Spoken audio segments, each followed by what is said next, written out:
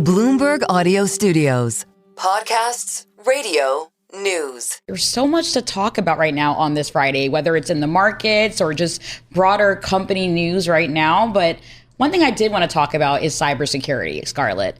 I mean, cybersecurity is becoming increasingly more important, especially as we see a lot of online threats ramping up and honestly getting more and more creative. Yeah, not a day goes by that you don't hear about a country or a company getting hacked by someone or some band of people. And, at a consumer level, obviously, it's very concerning when you've got everything in your email or in your phone. Absolutely.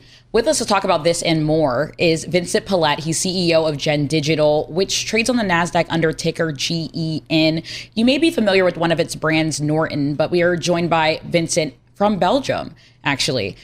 Vincent, tell us a little bit about the current landscape right now as we think about protection from cybersecurity threats.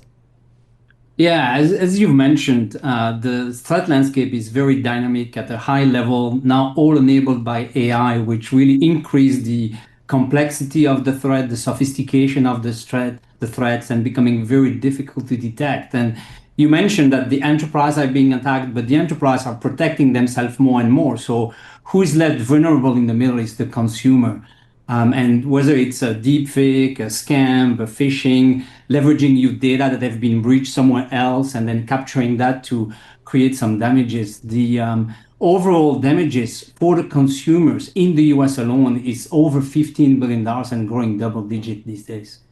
Pretty incredible growth rate there. What are the most common ways that people find their data, their personal data compromised? And what are some of the more unusual ways in which it happens?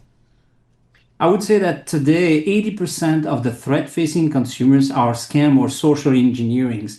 And it's about collecting a vast amount of personal data that you have in the digital world.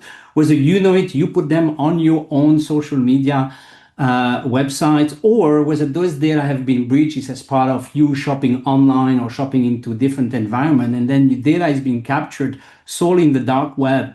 And now with AI tools, very sophisticated, personalized emails or text are fooling consumers.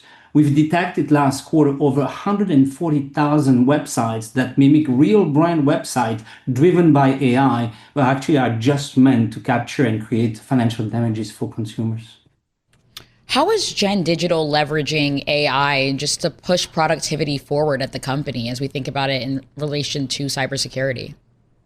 As the topic of the day, of course, right? So not only is AI is a threat from being used by hackers, a threat for consumers, but we also at Digital using AI to protect our consumers. So we're the first one to come with the full model for anti-scam and being able to detect real-time scams as they hit either your text, your voice, or your emails.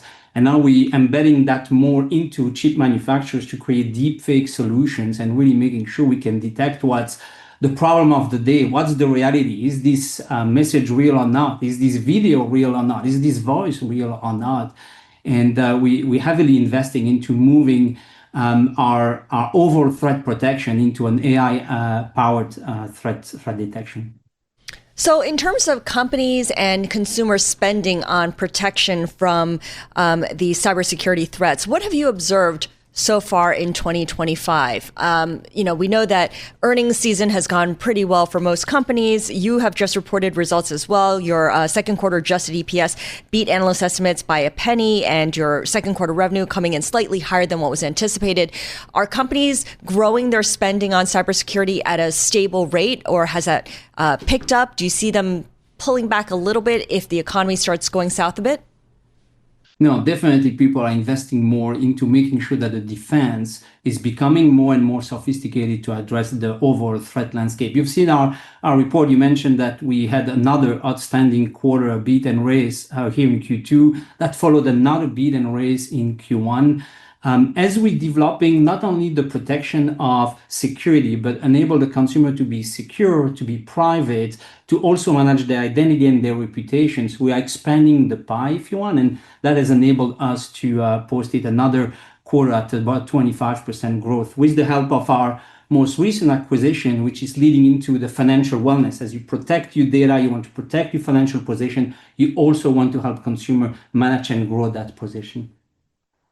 So we're headed into the holiday season. Do you all tend to see any sort of uptick in terms of cybersecurity threats or maybe identity theft even?